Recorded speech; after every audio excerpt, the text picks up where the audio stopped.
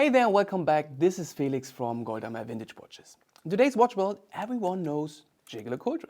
Maybe some of you have noticed that this established watch brand has worked with 3 different logos on their dials.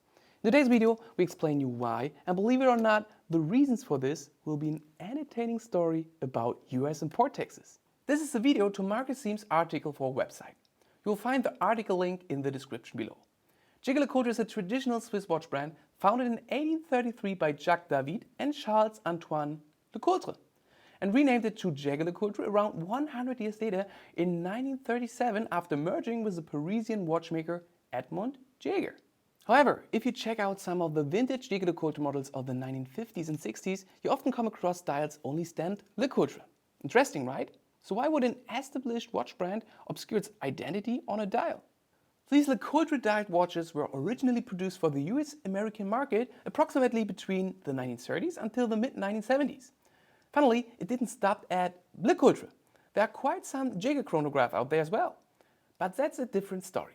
Back in the days, high tariffs applied to watches due to the US import regulations to protect US companies.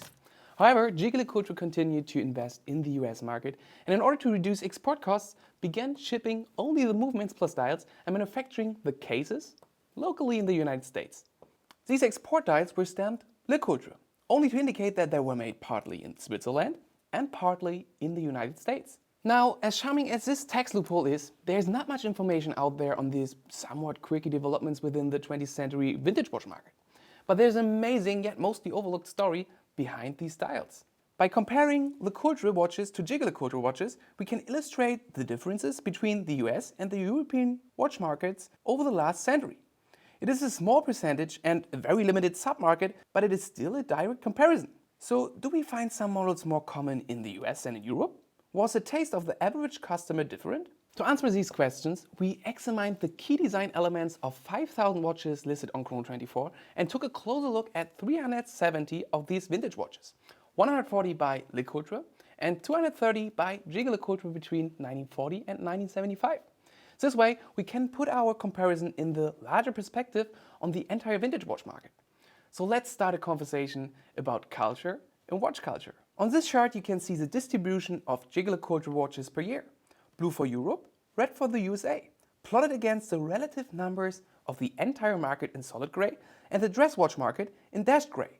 As you can see, most of the Jaeger-LeCoultre watches in the market today date from the 1940s and 50s. This is an interesting trend as the overall market tended to increase in volume until 1970.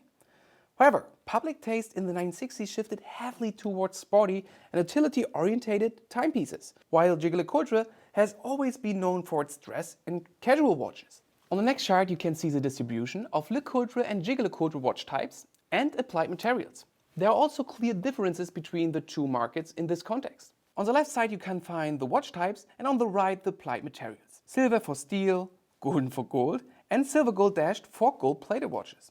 Let's focus first on the left side. Between 1940 and 1975, over 80% of all timepieces were classy, elegant, and understated dress watches. There's a little difference between the two markets, but overall it appears that the US customer has been focused a tad more on the dressiest of pieces. On the other hand, the US seem not to quite bother with chronographs. Now let's check the applied materials. In the US market, the watches are generally considered to be precious men's jewelry. Looking at the materials used, we find that almost a half of LeCoultre watches in the US, with 47%, are made of solid gold, compared to just over a third with 58% in the European market. In addition, gold-plated watches are far more common in the US than in the European market, 20% versus only 4%. True to the charming American motto, you fake it till you make it. This is also partly confirmed by the increasing use of 14K gold in the USA. Even though there are more classic LeCoultre dress watches, they still seem to be a bit flashier than their European counterparts. One particular model that drives this argument is a now rarely mentioned 1950s Galaxy, a time-only watch with so-called mystery hands, a visually floating handset that is applied to 2 rotating discs.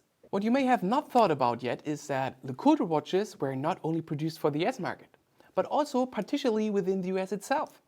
Jaeger-LeCoultre exported the movement, the hands, and the dial signed LeCoultre overseas. That's it. Something very far from a complete watch. The case, strap, buckle, crown, and more were produced locally, which was still cheaper than paying custom taxes at the market entry. And the logistics of this operation went even further. Distribution was organized over the years by Vacheron Constantin, Longines Wittnauer, Cartier and Applied Watches Inc. So something to always keep in mind is how tight-knit the watch world is and always has been. In the middle of the 20th century, the US versions of Vacheron Constantin, Longines Wittnauer and Jaeger-LeCoultre watches were distributed through the same companies. Also, the local production of accessoires and cases was similarly entangled. All this shows that the watches produced for the US market were also highly specialized for the US market. This went so far that even certain models had different names overseas. The classic Jaeger-LeCoultre alarm watch, mostly famously known as the Memovox, became the wrist alarm, or the Beau Brummel in the US. The important part is that it is not just parts and names. Many of the design decisions were made locally within the US and led to differences to the European market. The perfect example for this trend is the case size. On this chart you can see the distribution of LeCoultre USA and Jaeger-LeCoultre Europe case diameters for watches between 1940 and 1975. If you didn't believe me thus far, this graphic hopefully changed your mind. We can clearly see that the US market heavily favored watch sizes between 33 mm to 35 mm, which is rather small to the equivalent European taste for watch size mainly between 35 mm to 37 mm. And in the world of wrist presence, a 2 mm difference is substantial. Europe and the US have very different tastes, and it shows in this basic feature of a watch.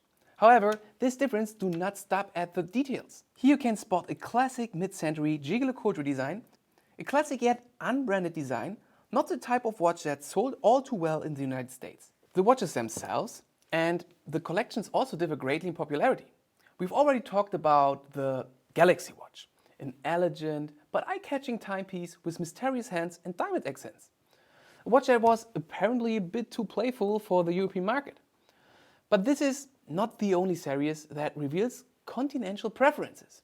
So on the next chart you will see the popularity of several Jaeger-LeCoultre models and collections in Europe and in the US. If we focus on the 6 most widespread collections, Memovox, Powermatic, Futurematic, Galaxy, Triple Date and Master Mariner, we can see that not only Galaxy is very popular in the US. Almost all of the established collections are slightly more common in the US than in Europe.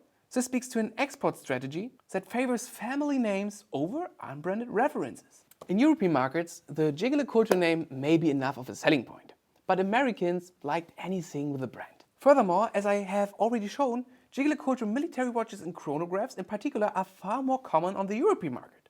But how and why exactly did Jaeger-LeCoultre decide which models to favorite for export? It is pretty clear to see that the Powermatic, for example, is a model that is very popular in the US market. However, from a design standpoint, it is not clear why this is the case. It is not as extroverted as a Galaxy. There's nothing too flashy about this model. So why it is so popular? If you have any ideas, please let us know in the comments. So that's all from today. We hope you could learn something new and enjoyed this video. So have a great day and hope to see you in our next one.